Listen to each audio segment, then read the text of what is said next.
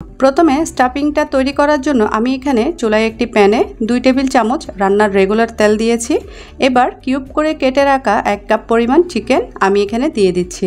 আর আমি এখানে চিকেনের ব্রেস্ট পিসটাই নিয়েছি। এরপর চিকেনগুলোকে এভাবে গরম তেলে প্রায় 1 মিনিট ধরে হালকা একটু ভেজে নিতে হবে। তো ভেজে নেওয়ার পর এখন দিয়ে দিচ্ছি স্বাদ মতো লবণ, হাফ চা চামচ চিলি ফ্লেক্স, হাফ চা চামচ লাল মরিচের গুঁড়া, ভাজা জিরার গুঁড়া দিয়ে দিচ্ছি হাফ চা চামচ। এবার এই সবগুলো মশলা চিকেনের সাথে খুব ভালোভাবে নেড়েচেড়ে মিক্স করে নিচ্ছি। তারপর এগুলোকে সেদ্ধ হওয়ার জন্য অল্প একটু পানি দিতে হবে।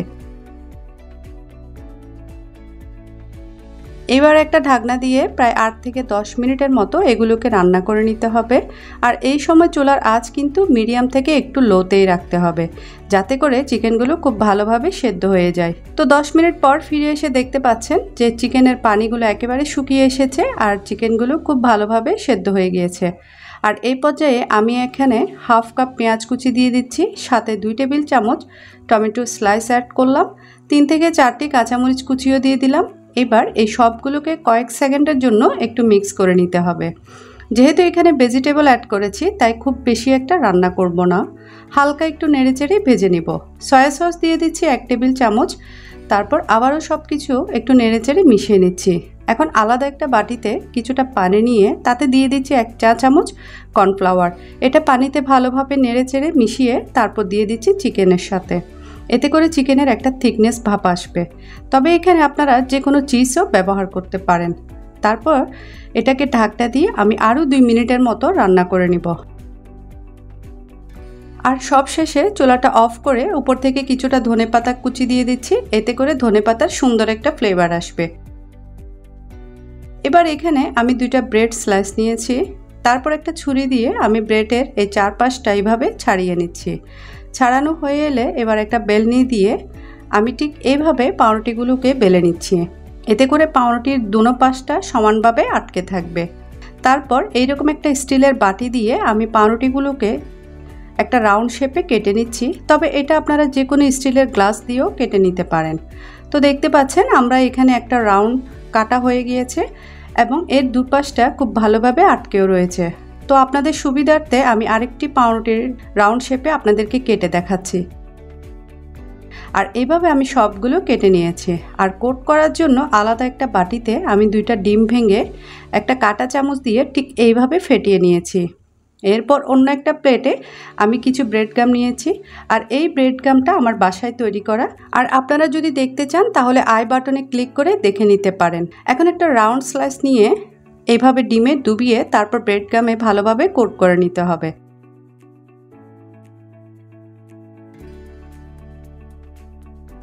ঠিক একইভাবে আমি সবগুলো স্লাইস কোট করে নেব। এখন এগুলোকে ফ্রাই করার পালা। তার জন্য আমি চুলায় আগে থেকে পরিমাণ মতো তেল দিয়ে খুব ভালোভাবে গরম করে নিয়েছি। তারপর সবগুলো ব্রেড স্লাইস আমি একে একে গরম তেলে দিয়ে দিচ্ছি। তবে এই সময় চুলার আঁচ কিন্তু মিডিয়ামে থাকবে। আর এগুলো ভাজতে ভাজতে আপনাদের কাছে আমার রিকোয়েস্ট থাকবে, আপনারা যারা এখনও আমার চ্যানেলে নতুন এসেছেন তারা প্লিজ ঝটপট আমার চ্যানেলটি সাবস্ক্রাইব করবেন, সেই সাথে বেল বাটনটি অন করে রাখবেন, যাতে করে আমার পরবর্তী ভিডিওর আপডেটগুলো সবার আগে আপনার কাছে পৌঁছে যায়। আর এগুলো ইতিমধ্যে দেখতে পাচ্ছেন খুব সুন্দর একটা কালারে ভাজা হয়ে এসেছে। এখন আমি এগুলোকে তেল থেকে উঠিয়ে নিচ্ছি। মাশাআল্লাহ, এগুলো দেখতে উপর থেকে অনেক ক্রিস্পি হয়েছে আর বেশ ফুলে উঠেছে।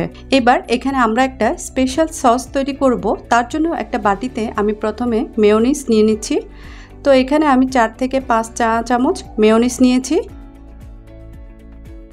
এর সাথে দিয়ে দিচ্ছি অল্প একটু লবণ, অল্প একটু ব্ল্যাক পেপার, সাথে হট টমেটো সসও দিয়ে দিচ্ছি প্রায় 2 টেবিল চামচের মতো। হাফ চা চামচের মতো লেবুর রসও অ্যাড করলাম। এবার এই সবগুলোকে খুব ভালোভাবে মিক্স করে নিলেই তৈরি হয়ে যাবে আমাদের আজকের স্পেশাল সস। এরপর একটা স্লাইস ফিশ নিয়ে একটা নাইফ দিয়ে ঠিক মাছ বরাবর কেটে নিতে হবে। দেখতে পাচ্ছেন এটা ফ্রাই করার কারণে এর ভিতরে যে বাতাসটা ছিল তার জন্য এটা এখনও ফুলে রয়েছে। তো এইভাবে আমি সবগুলো স্লাইস কেটে ছোট ছোট পকেট তৈরি করে নেব। এখন এটাকে সস আর স্টাফিং দিয়ে ফিলিং করে নিব। তো আমরা যে সসটা তৈরি করেছিলাম তা একটা চামচ দিয়ে এখানে দুই পাশে ভালোভাবে লাগিয়ে নিচ্ছি। এরপর চিকেন স্টাফিং দিয়ে এটাকে ফিল আপ করে দিব। আর উপর থেকে একটু ধনেপাতা কুচি আর টমেটো তুলে সাজিয়ে দিচ্ছি। এই তো তৈরি হয়ে গেলে আমাদের আজকের খুবই মজাদার ব্রেড পকেট। এইভাবে আমি সবগুলো ব্রেড পকেট তৈরি করে নেব। আর এই মুহূর্তে আপনারা আমার ভিডিওটিকে কোথা থেকে দেখছেন আমাকে কমেন্ট বক্সে জানাবেন কিন্তু। আর দেখতে পাচ্ছেন মাশাআল্লাহ আমার এদিকে সবগুলো ব্রেড পকেট রেডি।